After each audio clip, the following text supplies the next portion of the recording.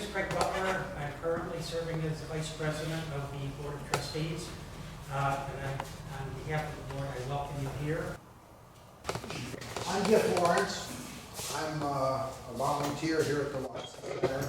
I'm currently working back in the boat shop. We will be starting back in the boat shop this month. Now that we're done playing with our boats out there, we go back in there for the winter, back in our burrow. And it's really a wonderful place. For those of you that don't know, the boat shop is available to members who want to do work on a boat that they own, privately owned boat.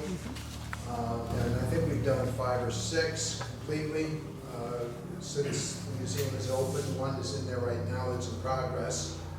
And the majority of the boats, probably 10, I'm guessing, maybe 12 since the museum is open, have been done back there that are museum boats that are either owned by the museum and needed work or donated to the museum. Some of them are in pretty good shape, just needed some cleaning up.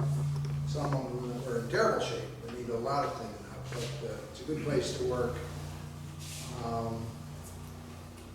Well ventilated, good tools, a lot of resources back there, but clearly far and away the best resource that's back there with us is the human resource of Dave Lawson, who's an encyclopedia of all things boat and helps us out many times. As I was thinking about what we do in the shop, really the interesting thing about the boats, I think, is what kind of story do these boats have to tell? Because we are a museum. We have a boat shop here, but primarily we're a museum. So I think we're going to focus on what do these boats tell us? What kind of historical information is there about the boats? Because I think that's really what we're all about. So the first presentation is going to be done by myself and Doug Sandmeyer. We're sort of one of the 2 teams, principal teams that work on boats back there. Our team is comprised of Doug Sandmeyer and myself, Quentin Johnson, who's not here tonight, and Andy Malinowski. And we're going to talk about the pivot from wood to fiberglass. We're going to use some boats that were done here to talk about that. And the story about all these boats and some of the interesting facts about these boats is really dug up by Craig, the president-elect of this thing, but also the historian. When we get a boat and we think, okay, it's an old boat, but then he'll come up with all this really interesting stuff. So I'm going to let him introduce the pivot. The object of the pivot probably is this guy right here, which is a 1958 50-foot MFG Cambridge model. Right? So I want to talk a little bit about MFG and how they were kind of a pioneer to the pivot. MFG, or the roots of it started in 1948 in Ashtabula, Ohio, by a gentleman named Robert Morrison. And what he started was a company that was making products that are basically molded resin and fiber material, or as we would call it, fiberglass. So it's an epoxy, it's a resin, it has fiber content, and you would make something we would call fiberglass. And that was in 1948. Some of his example of his early products were, remember, the Wonder Bread bread trucks. And they open up the doors and out come these very large trays with probably a couple of dozen loaves of bread on it for the grocery store. And they were made out of this fiberglass material. And this company would make a variety of products for companies such as Wonder Bread, but not to the public. A short time after that, in 1953, they started supplying fiberglass parts, and probably their most notable brand name in 1953, when General Motors introduced the Chevrolet Corvette, which we all know is fiberglass. And ever since that time, MFG, or a successor company, has supplied fiberglass components, body components, for the Chevrolet Corvette. I'm looking at Art and Andrea McLean. They own the Corvette out front, were kind enough to bring it to display it right here. Thank you very much. They are members of the Chicago County Corvette Club, and whenever I go to a car show, I see them. It's a lot of fun. So, in looking to increase their customer base at that time, Mr. Morrison and his group thought, well, here's about sheet metal wood. This happens to be a cowl. It was made here in Pennsylvania, by the way. And it's wood. It was made in the 50s. And you can see it's been beautifully finished by Andy Robinson and his team. And you look at this, and it's almost the same, just as smooth. That's painted wood, and this is fiberglass. So MFG decided, what happens if we try to maybe duplicate this in fiberglass? You don't have to paint it, you don't have to sand it, it's not going to rot, and so forth. So they got a hold of the boat hull from a company called Lyman. It's a huge boat manufacturer for smaller boats. So the MFG group got a hold of a Lyman boat hull, wood, like this one, and they made a mold out of it. Exact mold of a Lyman boat, and took it to Lyman Management. Bernard and Herman Lyman, they were brothers, they ran this company. They thought it was an interesting idea, but thanks, but no thanks. We're not interested. So MFG sat with this hull and said, well, we've done it. We are really capable of manufacturing our own boats. Although that's not what we ever intended to do. If you look at this, which is the story of the company in this boat, MFG, an unintended boat brand. They never intended to build boats on their own, but now they had the capability of doing so, so they said, well, let's give it a try. So in 1955, the very next year, they became the first company that mass-produced fiberglass hull boats. Right? The company, as I said, started in Asheville, Ohio. It became later headquartered in Union City, Pennsylvania. And so what they did was they would make these fiberglass molded hulls with nothing on them. So they would just stack them like you stack plates or cups or things like that. And then they would ship them elsewhere to be finished. In this case, wood deck, seats, floor, trim, transom, anything that is not this fiberglass hull was put on elsewhere. And one of the main elsewhere locations is Celeron. So this boat, which is called a Cambridge, and they also had around this time a model called the Celeron, was partially manufactured here. This boat right here was partially manufactured right here at a plant. So all of the wood content was fabricated and installed here. Did they ever pay to exactly duplicate Lyman's hull, or was it? No, and I don't think they used the hull. I can't tell you what the legal rights for them if it wasn't used for commercial. They made their hull and offered to produce that hull for them, and Lyman said no thank you. Now Lyman ultimately did go into fiberglass manufacturing later on, and so did MFG. 1980 was the last model year that MFG produced boats under their name. I think at that time they sold the molds to some other company that used them for a while, and then it ended. Now, this is 1966, and if you look at that boat, it really still looks like a lap straight boat. So they were still making boats that look like boats. It just seems interesting to me that this boat right here, this was in 1955, okay? And boats have been looking like this for a long time. 1955, 1957. Still looks the same, just doesn't leak. 1961. All of a sudden, somebody thought, wow, boats don't have to look like boats. You know, we can build a mold that looks like a spaceship. You know? So look how dramatic the whole difference is. And remember, back to what Craig said originally, MFG went to Lyman, that was a leader, one of the leaders in wood runabouts, and said at the time, you want to partner up? And what did Lyman say? Get that plastic crap out of here. Look at that. Look at all the boats on that lake today. And I think that's kind of an interesting story. And Our 20 minutes is up. Thank you very much.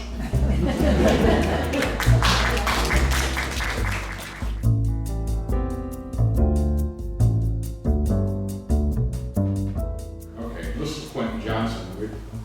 Once we got it cleaned up, the real cleaning process started with scraping the inside of the hull and the outside and scuff sanding it so it could be repainted.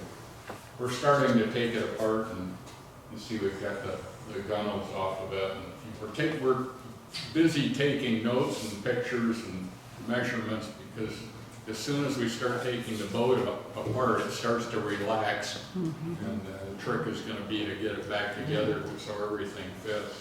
We wanted to use as much of the original wood and hardware as we possibly could. We've done a little, it looks like we've got it painted here. You can see using the way the boat was built, the hull was complete and watertight, but they had installed a wood sandwich kind of transom on it. So there's an inner wood transom that fits back here and an outer wood transom. We've got the keelson installed. I don't know if these are chair rails or something. We've got a little further along, we've got the deck finished, and except for the center king plank going down through here. The deck was not only refinished, it was replaced with another section of wood on either side. So here the king plank hasn't been finished on the end. We waited until we had like I mentioned before, the thing kind of shifted around as it was being worked on. So we wanted to make sure we had everything lined up before we cut the radius on the king plank. Got the radius cut on here, and you see we've got it taped off so we can varnish that separately without getting the deck re-varnished. And we've started adding the benches. Doing some wiring and connecting the steering gear. We had a couple discussions on whether this was right side up or upside down. Wanting to get into restringing it and everything, we had to play around with it to get it. Because they're set up so when you steer it one way, it winds up the cable on one side of the drum, and you go the other way and it unwinds it, so it's kind of critical to get things where they belong. Here's our manufacturer serial number. It was inscribed in the inside or the back side of the dash.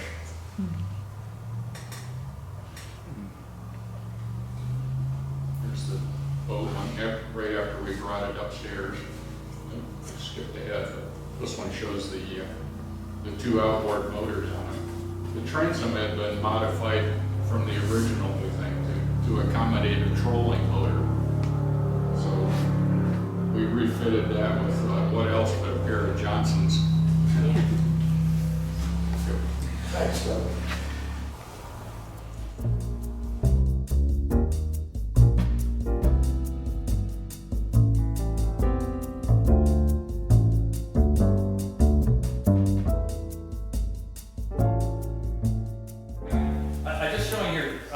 We've seen pictures of the boat before, and we have other presentations. It was just solid gray, nothing to it. And here we've taken the engine out. I just want to show you all the grease and oil that was in the bilge there. Here we have the gas tank out. We're just showing how we took everything apart on the boat. And there's Tom Calcina. We're stripping the hull sides. There was a little bit of varnish left on the sides, and he's stripping it. That's Tom Calcina. There's David. Oh. He's real proud of that sander. He got it for high school graduation. There's the new sander. That one is an orbital and it's got a vacuum on it. It's a great sander. There's John Marsh. He's doing our wiring. He was our electrician on this guy. There's David running the router. He's cleaning up the grooves here so we can get the caulking in there. Just close up of him doing that. You can see where he's been. That's the deck. Here, Tom is sanding down the bungs, I think, on the deck. We put it in to cover the screws. And I'm nailing the bungs in. I got the glue brush and the glue and nailing those bungs into the deck. Oh, there's Mr. Lawson with his router. This is the line that was there. This is the line that David made. I forgot how we fixed it. I think we put a slack in there. That's John Myers. He also is a terrific photographer. There's Tom standing away with his nice sander there. Well, this is kind of neat pictures. That shows the framing of the boat from the back. The transom boards were in real bad shape. So what we'll show here is that we end up putting 3 boards in because that was a big expanse there. We couldn't get mahogany that big, but it kind of showed it's neat how the framing is through the boat there. There's Tom fitting the patches on. That's all sanded, ready to go. That's kind of a neat profile of the boat. Here we are, starting to paint the bilge. Boy, what a job, I tell you. It takes 2 coats. Kind of neat, once again, frame picture. There's Mr. Denning right back here, working away. He climbed up in there and did all that underneath that. That's a big job. There we have the second coat on. The first coat just sucked in. The wood was so porous, it just sucked right in. Here we're starting to stain the boat. There's Dave putting, I suppose, sealer on the stain there. I think what we're doing here is getting ready to do the black around the edges and the king plank here, you can see. There we've got it all stained now, that all the red stained on it. I think we got it sealed now. Starting to come around, starting to look pretty good. None of us had ever really done this black stain. And what we discovered was, after you have it, you put the mahogany stain on there and just let it flash up a little bit so it's kind of just drying a little bit. Then you take ebony stain from Minwax and just go right over it. And it makes this look like, almost like a walnut piece in here. And it still has the grain through it, so it's really kind of striking. So we have to sand it. You know, see how shiny it was? You have to sand the varnish between coats. It almost turns it white, but smooths it out. And there's the next coat that makes it even shinier. Going around pretty good now. Hey, all right, Jerry Stanton helped David with the mechanics on there. Jerry had Stanton's garage, he's retired, but he worked on getting that motor in the boat. There they are, they're raising it up. And we had to put it in the boat sideways, kind of cockeyed to get it in there. And they're fitting it in. There it's in the boat. The engine is a 1926 Scripps, 131 horsepower. Scripps. 6-cylinder. 6-cylinder. John Marsh did have that dash redone, the gauge package there. I think Kazar Collision painted it for him. Just beautiful. Here we are. I think we've got the gas tank in the back, maybe. And, oh, here's what I'm talking about. We didn't have enough room that's a pretty wide board. So we put these battens in there to put 3 boards in. So you got the lower board in there now. Now you see we've got all the holes drilled for the screws. Now they were fitting that top board in. That top board spent our whole summer on a frame to get it to bend a little. And it worked out very well. There we have it all finished. Came out pretty good. All right, this is how we get the striping. We actually use a fine line tape. Hard to see here, but there's a white, a really fine line tape we put on to outline the stripes, and then fill it in with the green tape so you don't get the caulking all over. This is 3 on 5200. It sticks to everything. If you get it on you, you have to grow out of it. It's just so what I've done here is I've laid a bead of that caulking there, and Tom it's just a saw blade, but that little profile is just what you need to pull along there to make that groove that turns out white. Now the deck has all been varnished. We're doing this over the varnished deck. See, there's what we're doing. I'm running the caulking gun, and Tom is just smoothing it out. He's actually very good at that. Now, I think that's Craig, he's pulling off the tape. And that's what you're left with. Beautiful. Isn't it? It's just striking. But that is caulk, it's not paint. Tim Barron from Barron Signs painted the marker down the back. And there she's in the water. All right. I think that's the end of this.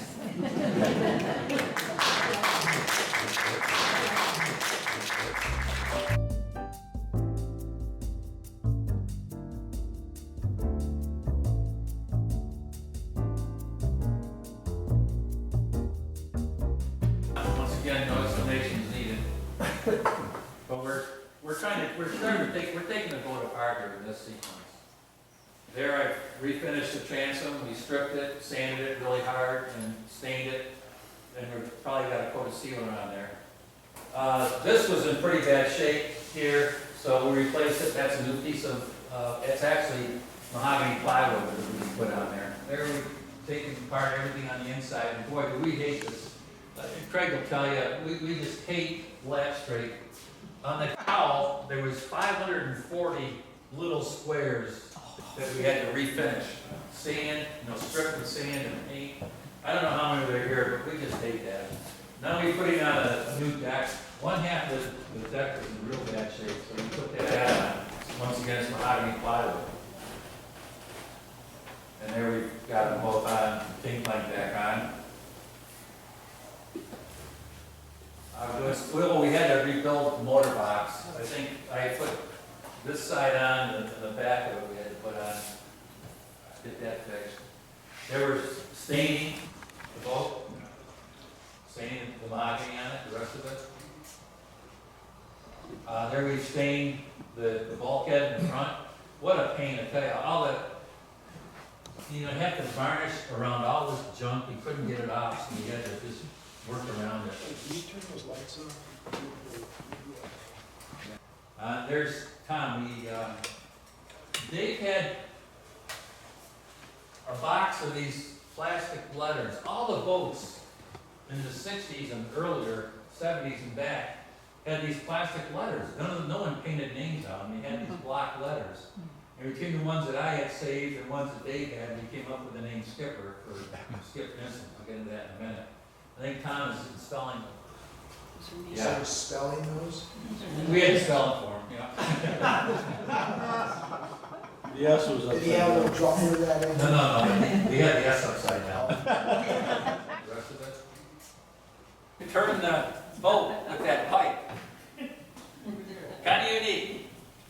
Now Skip used to take great joy in driving through the ferry in front of the police, sitting back there steering the boat. Great joy. That's about it, guys. That's all I have.